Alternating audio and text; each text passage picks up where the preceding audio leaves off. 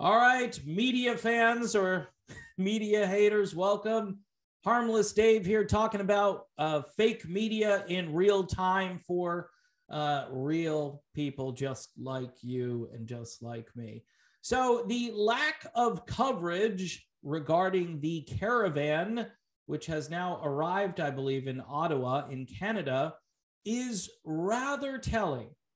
The media can talk about anything for pretty much ever, right? I mean, we've been doing 2 years on, that thing that's floating around that people continue to talk about, even though the numbers are starting to go down, which is very discouraging.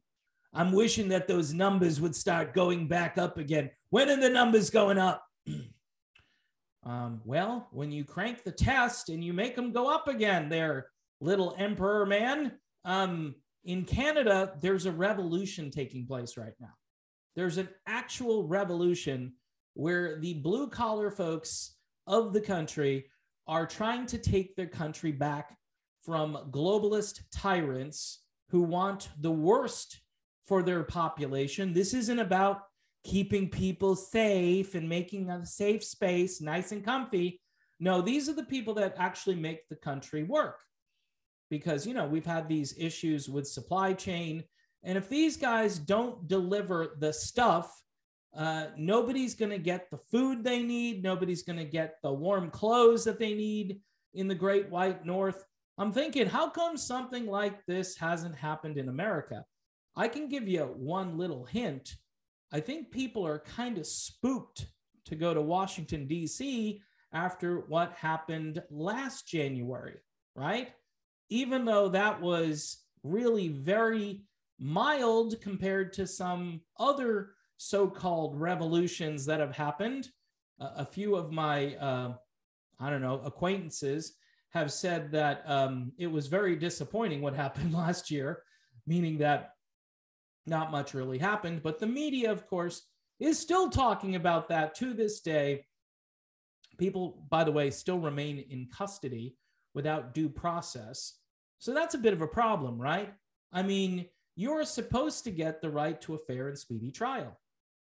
That's what it says. It's right there in the Constitution. So anyway, I find it inspiring that these Canadian truckers have basically taken over the capital city. And I'm hoping for the same thing here in the United States and all around the world, where tyrants have become the new normal. I mean, forget about 2 weeks to flatten the curve. It's like 2 years to flatten the tyrants. That's really what this is about now.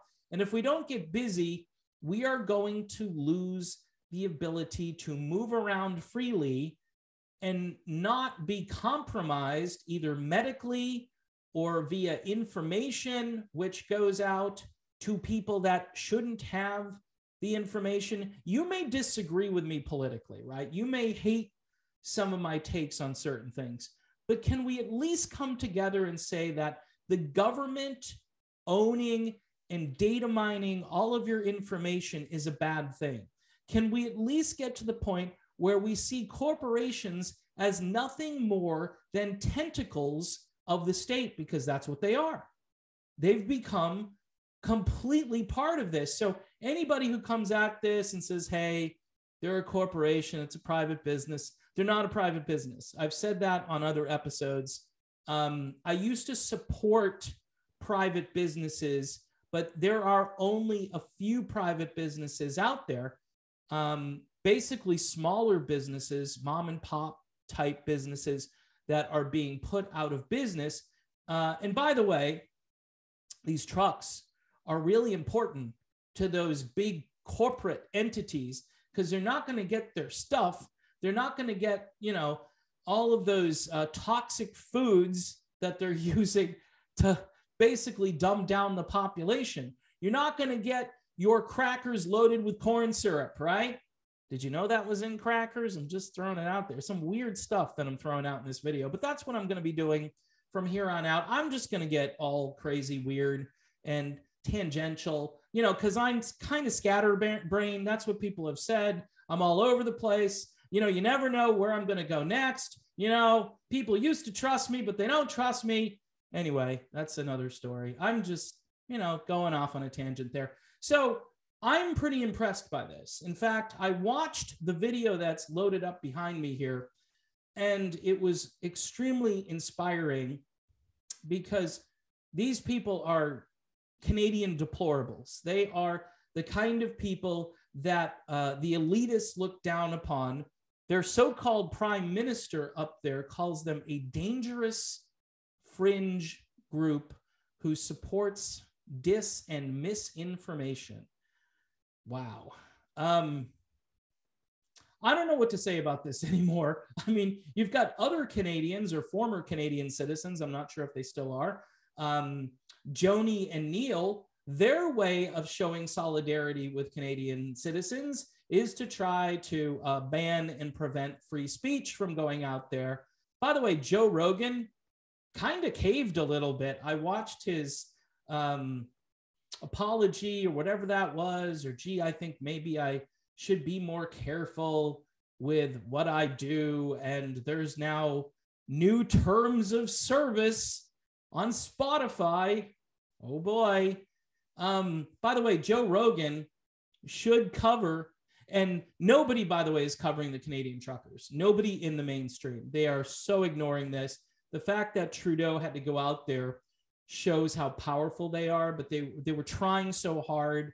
But seeing thousands of people in this caravan, I think it's about 45 miles long.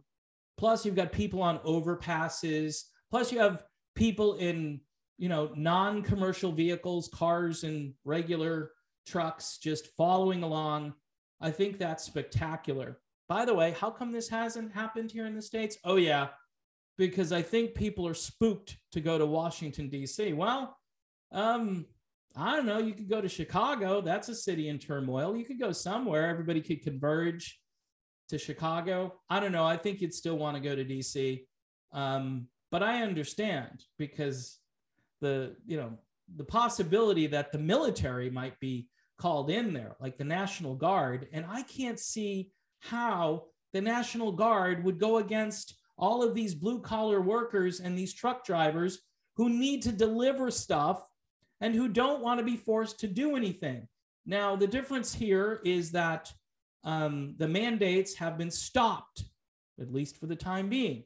I know the Supreme Court ruled on one of those, but then if you're a medical worker, I'm not sure a lower court struck it down.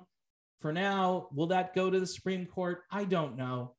I'm confused by all of it because I thought the Supreme Court ruled on that already, and now another court knocked it back out. So I guess here in the States, we do have a bit of a reprieve. And if you're an independent contractor, which a lot of truck drivers are, they don't have to worry about this either way here in the United States. So maybe they should all just head to Canada, because if you want to start a peaceful revolution, you go and you start a peaceful revolution. That's what you do.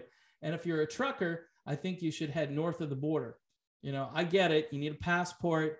You're probably going to need a QR code, or maybe you get a fake QR code or something. I don't know what you need when you hit the border. Just say you got crucial cargo and you need to deliver this to Trudeau, or he's going to starve. By the way, Trudeau supposedly tested positive for the thing.